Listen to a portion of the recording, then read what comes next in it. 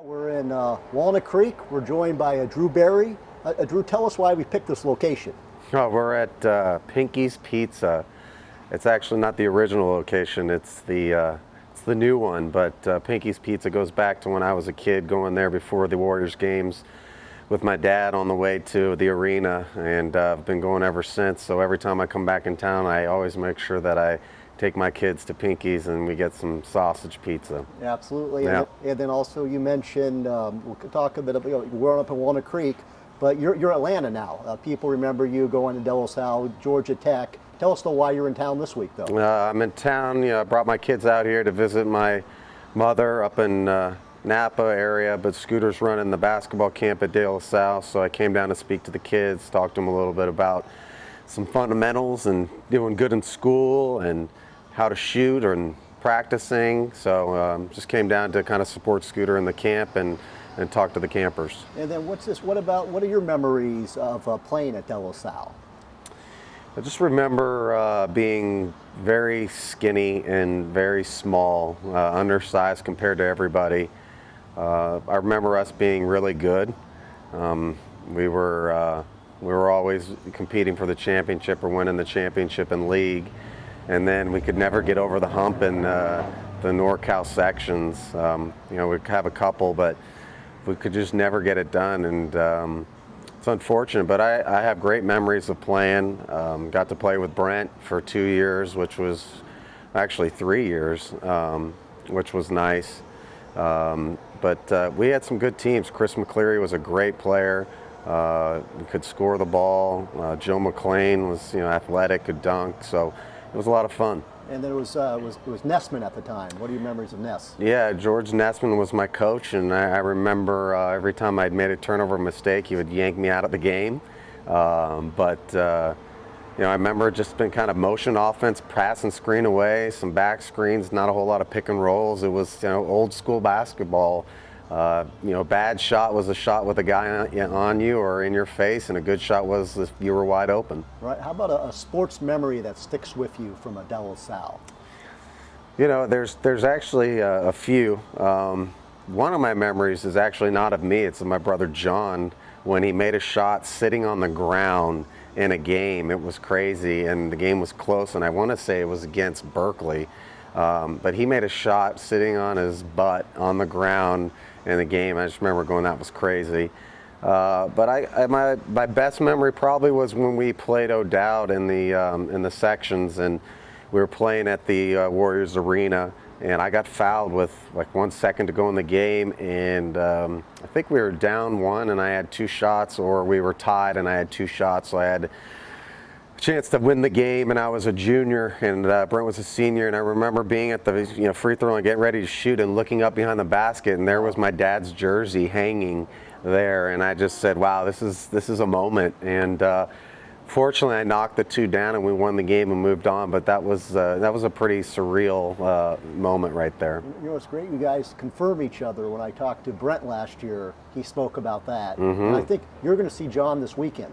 Right? Yes. Yeah, I'm joking. Maybe if he comes down on Monday to be with Scooter, I'll ask him about his memories. He'll remember that game against Berkeley. I mean, yeah, I don't know if it was Berkeley. I can't remember, but he definitely remembers sitting on his butt making the shot. But as far as the high school career goes, I mean, John definitely had the best one. He was a scoring machine, and he had some great games. I just remember watching him play when I was younger. And then Brent and I had some good games, but we were on better teams. John didn't have a great team, so we had to do a lot more. But Brent and I were on really good teams. Right. And what about your oldest brother, Scooter? He blazed the trail. Yes. I mean, to talk about watching him, and then watching him at Kansas win the national championship.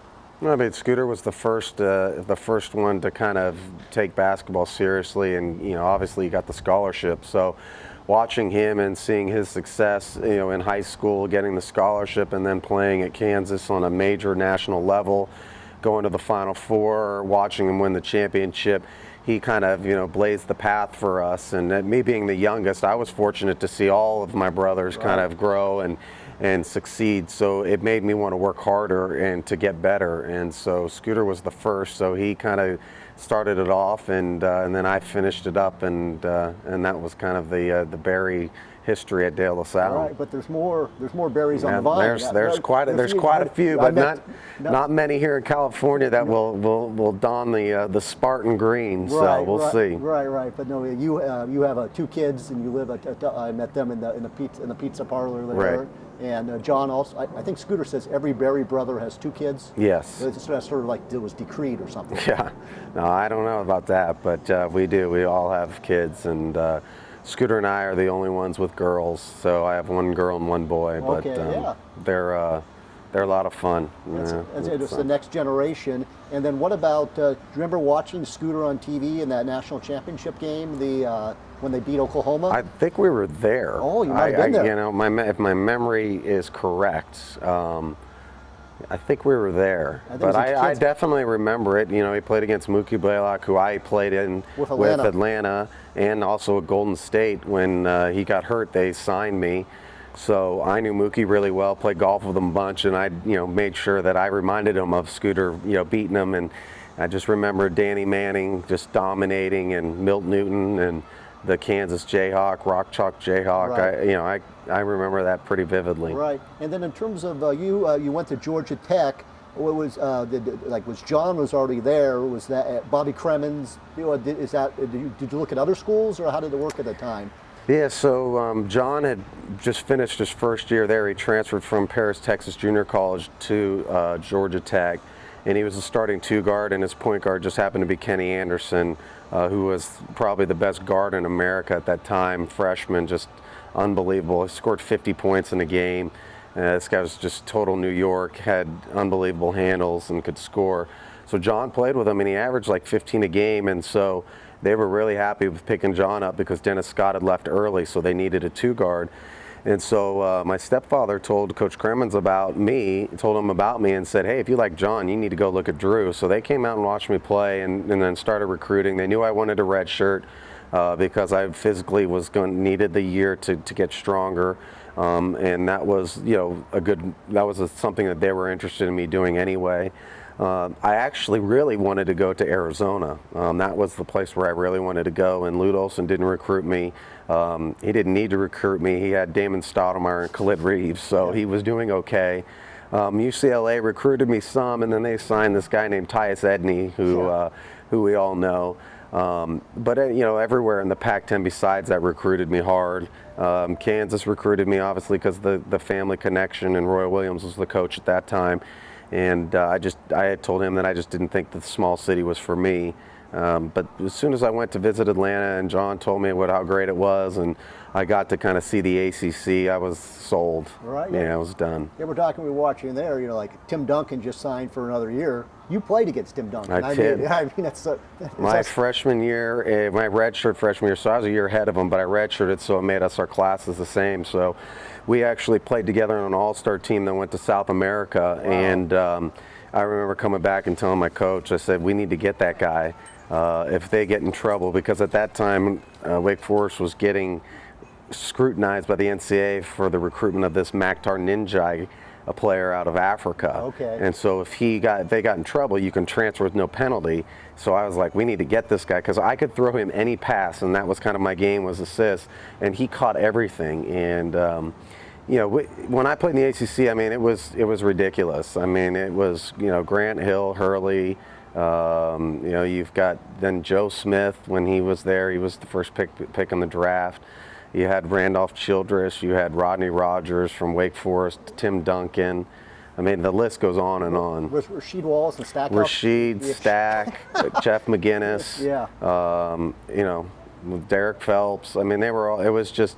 I remember I was just at an event that honored Coach Cremins 2 weeks ago in Atlanta, Coaches versus Cancer, and Gary Williams was there. That was the Maryland head coach that had retired, and he's a great guy and he's funny. But he sat and he said, "Man, I remember those battles."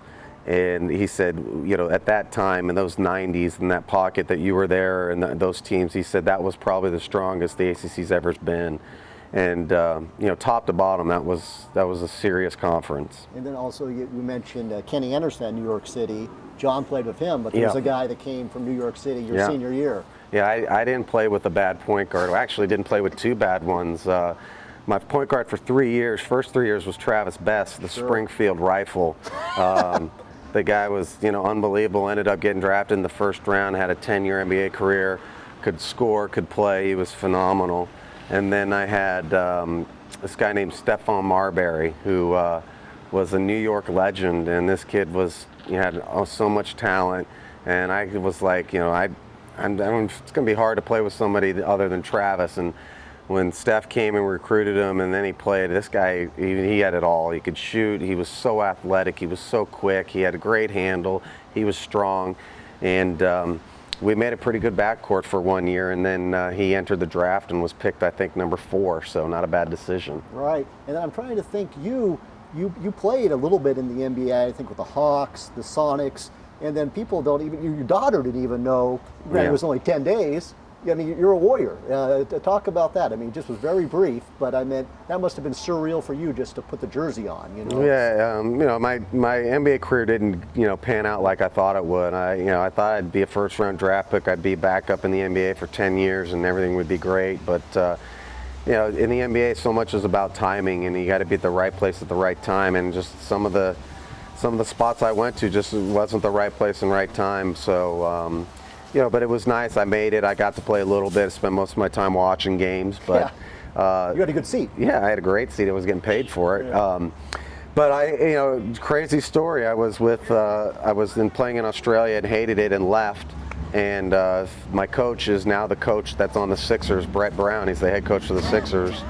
But I came back here and was just hanging out here and saw that Mookie Blaylock had sprained his ankle. And so I called my agent and was like, hey, I'm in Northern California, and Mookie's out, see if they need him. And they call him, and the next day they signed me to a contract.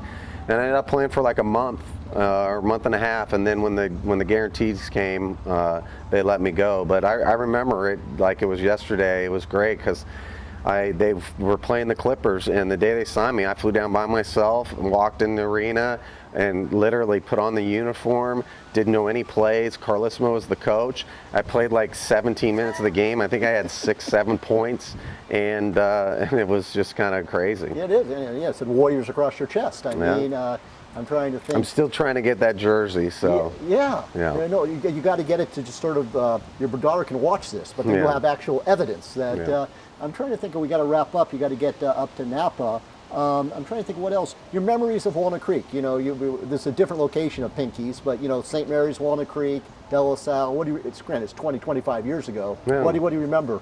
I mean, it's a special place, obviously, and I had a chance to move back here with my current job, and I turned it down simply because it's too expensive to live here. You don't realize that until you leave. But I think the thing about my growing up here and the thing that I loved is just De La Salle itself and the brotherhood and the Christian brothers. I mean, I go back to the school and I see coaches that are still there, Edson and Lattiser and all these guys, and then my friends are now coaching there or teaching there. It's just when you go to De La Salle and you're a Spartan and you play sports and you graduate there, you're a Spartan for life, and it's just you have this bond with the school and the bond with your friends and your teammates that nobody can take away, and it's just truly a special feeling, and you can't really explain it to other people that are outside of the De La Salle circle. Especially with the football team, how much time they spend together and all the things that Ladd and Edison do to motivate. But I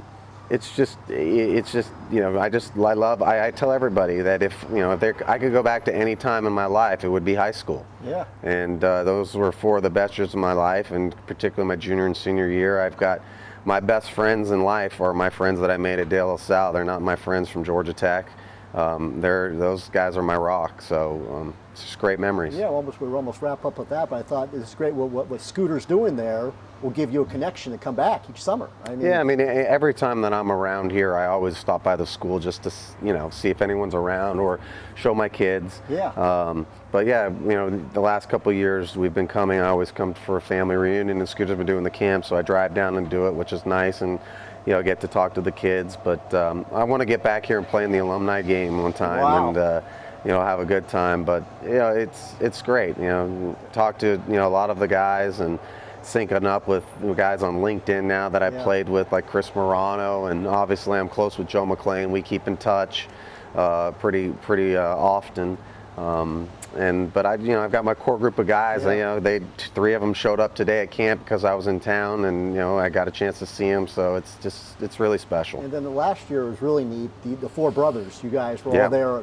Talk about that day. And we all came and were involved in the camp, and it was kind of the first time that we've been together in quite some time because the schedules are crazy for everybody with kids and travel baseball and sports. So we were able to come to Dale Salle, and we all were there and took a picture with Coach Amelia, who kind of started it all with Scooter, and it was nice. It was nice to come back, and we try to give back in any way you can to the school. It would be nice to give more and more of my time, but being in Atlanta makes it difficult. Right.